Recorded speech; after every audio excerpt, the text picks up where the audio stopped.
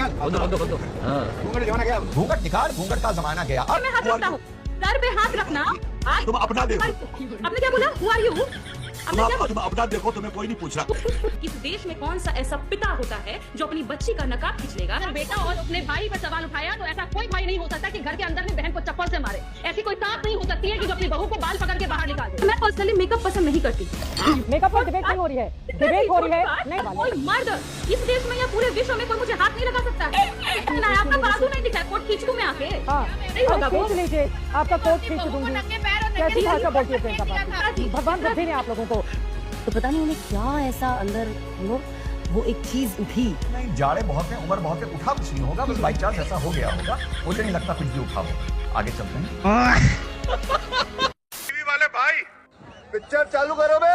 तो नीतीश कुमार जी ने जो सामने का नकाब का कपड़ा था उसको नीचे उतारा, ये होना था और देश भर में बवाल मच गया और देश बढ़ गया नीतीश कुमार जी की घटना को जस्टिफाई करने के लिए या उनको अटैक करने के लिए। अब थोड़ा सा पीछे चलते हैं, अब थोड़ा सा चलते हैं हम अशोक गहलोत जी के पास। जो लोग आज इतना बवाल मचा रहे हैं, तो जरा अशोक गहलोत जी का भी हम देख लें कि घूंघट को लेकर उन्होंने क्या किया था और घूंघट को लेकर उन्होंने क्या बोला था।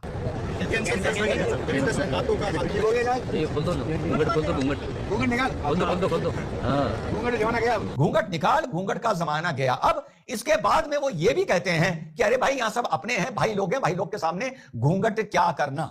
इससे पहले एक और बयान गहलोत जी का सुन लीजिए। बस ये मैं इस मारे बता रहा हूं कि आज जो नारी शक्तिकरण की बात कर रहे हैं, आज जो हिजाब के लिए नौटंकी कर रहे हैं, उनके दोहरे मापदंड क्या हैं। जब मीडिया ने ये बात अशोक गहलोत साहब से पूछी, उस टाइम ये भी मुख्यमंत्री थे, कि भाई आपने ये घूंघट इस तरीके से जो हटाया है ये क्या है, तो सुनिए अशोक गहलोत जी ने क्या जवाब दिया था। राजीव गांधी के वक्त से ही उसका फायदा मिला देश को। इंदिरा गांधी देश की प्रधानमंत्री थी, महिला थी, उन्होंने पूरे मुल्क का मान सम्मान बढ़ाया पूरे विश्व के अंदर। तो मैं समझता हूँ समय आ गया कि इसके लिए जन जागृति अभियान चलना चाहिए, परिवारों को समझ करनी चाहिए। वो धीरे धीरे शिक्षा के साथ में वो घूंघट हट जाता है।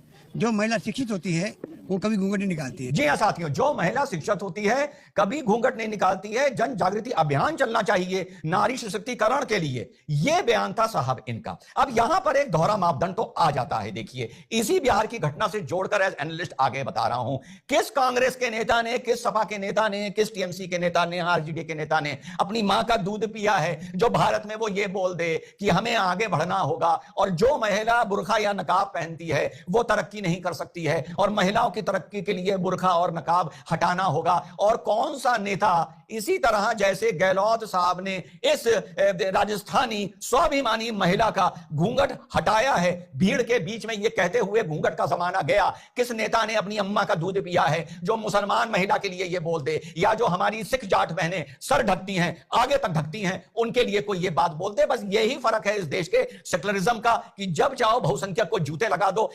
मॉडर्नाइजेशन के, प्रोग्रेस के और सेक्युलरिज्म के नाम पर, और जब चाहे किसी की चमचागिरी कर दो या तुष्टीकरण कर दो सेक्युलरिज्म के नाम पर। क्या बात है सर, क्या बात है सर। को खाली नीतीश कुमार नजर आ रहा है। तब ये कहां थे आरजेडी के प्रवक्ता जब अशोक गहलोत ने एक दुपट्टा एक औरत का केस दिया? जवाब ले लीजिएगा चित्रा जी। आप ये बताइए मुझे, क्या इन्होंने जहमत की?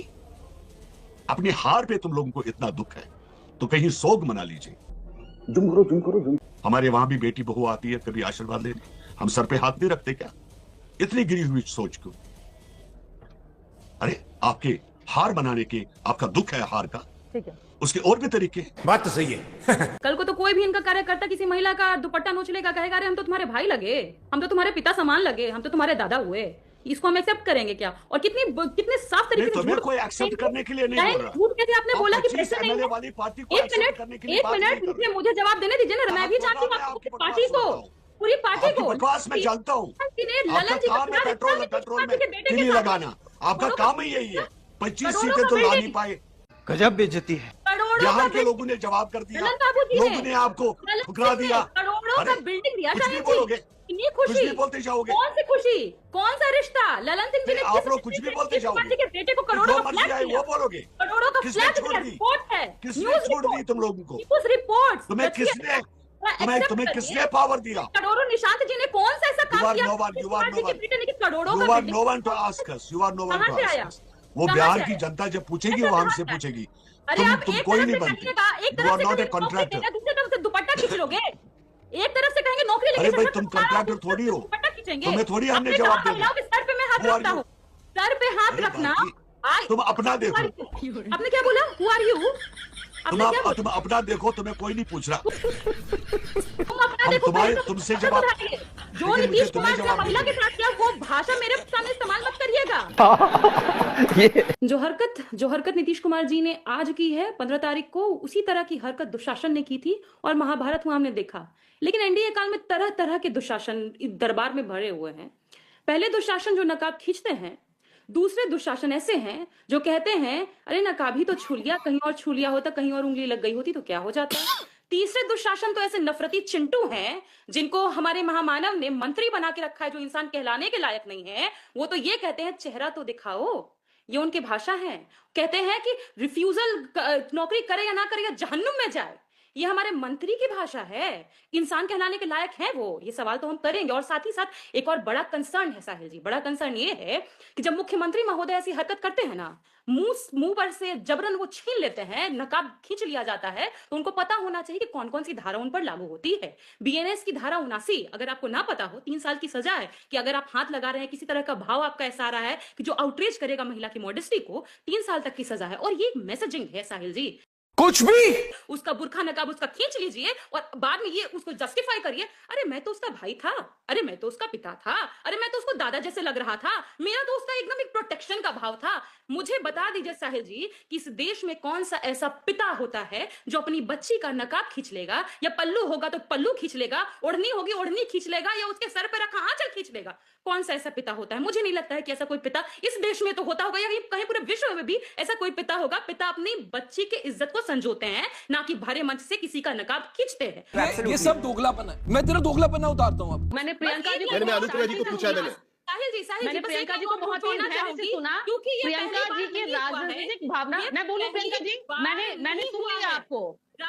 ये पहली बार बोला, नो मैं बोलूं साहिल जी, ये चुप होंगी? एक सेकंड राबड़ी देवी जी के लिए। चलिए ठीक है, हो गया। प्रियंका भारती जी की अनुप्रिया जी बोलिए, चलिए। उनकी प्रियंका भारती जी की राजनीतिक मजबूरी मैं समझती हूँ कि उन्होंने अगर बेटा और अपने भाई पर सवाल उठाया, तो ऐसा कोई भाई नहीं हो सकता कि घर के अंदर में बहन को चप्पल से मारे। ऐसी कोई सास नहीं हो सकती है कि जो अपनी बहू को बाल पकड़ के बाहर निकाल दे। और ऐसी राजनीतिक मजबूरी नहीं हो सकती है कि अशोक गहलोत पर प्रियंका भारती चुप्पी साधे और कहे कि वो इंडिया अलायंस के नेता है, इसलिए हम चुप रहेंगे। शाबाश बेटा, बहुत बढ़िया। ये किसी तरह के ऐसे शिल्पी गौतम हत्याकांड करने वाले आरोपी को मुख्यमंत्री का संरक्षण देने वाला मुख्यमंत्री नीतीश कुमार जी नहीं है। ये आपकी मजबूरी होगी। मुझे बिल्कुल भी उस समय भी होश रहता है कि जब सवाल ऐश्वर्या राय पे पूछा जाए, जब सवाल आपके रोहिणी आचार्य पे पूछा जाए, और जब सवाल नुसरत पे पूछा जाए, हर एक महिला प्रियंका जी जवाब दीजिए। उसके लिए अब ये देखिए, अभी राजनीति आ गई इसमें। घराने से हो, बस अभी राजनीति आ गई। प्रियंका जी जवाब दीजिए, चलिए। किसी भी सभ्य नागरिक की कॉन्स्टिट्यूशनल और मॉरल ड्यूटी होगी इस घटना की अशोक गहलोत निंदा को करना बोल चाहिए। प्रियंका आप म्यूट पर है, प्रियंका आप म्यूट पर है,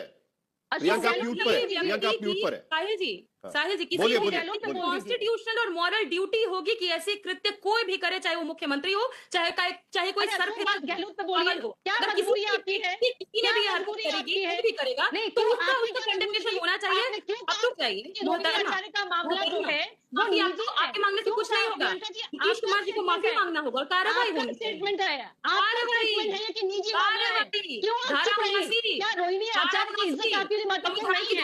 क्या ऐश्वर्या राय की इज्जत आपके लिए महत्वपूर्ण नहीं है? क्या अशोक गहलोत ने हिंदू महिला को अगर तो हिंदू की इतनी राजनीतिक मजबूरी नहीं है।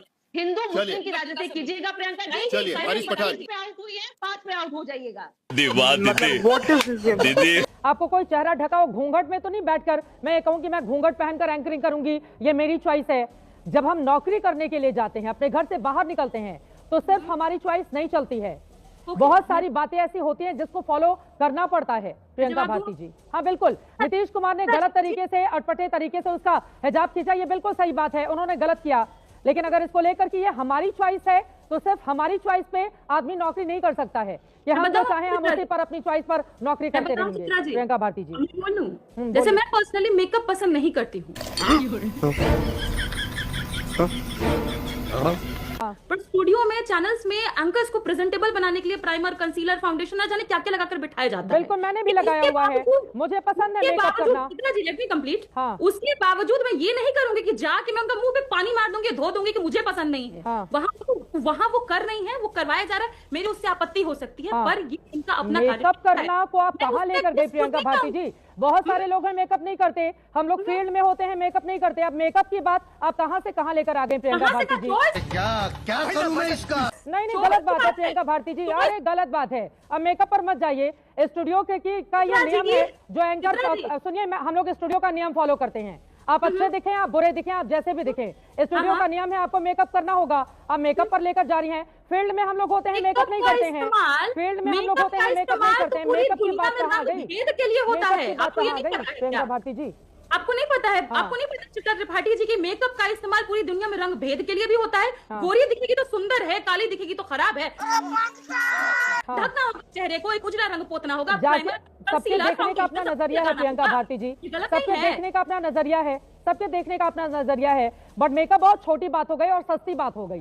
मेकअप पर डिबेट नहीं हो रही है, डिबेट हो रही है। नहीं प्रियंका भारती जी, मेरा ये सवाल है। प्रियंका भारती जी, आप मेरी बात सुनिए। प्रियंका भारती जी, मेरा ये सवाल है। हाँ बिल्कुल, मेरा ये सवाल है। कोई मर्द इस देश में या पूरे विश्व में कोई मुझे हाथ नहीं लगा सकता है।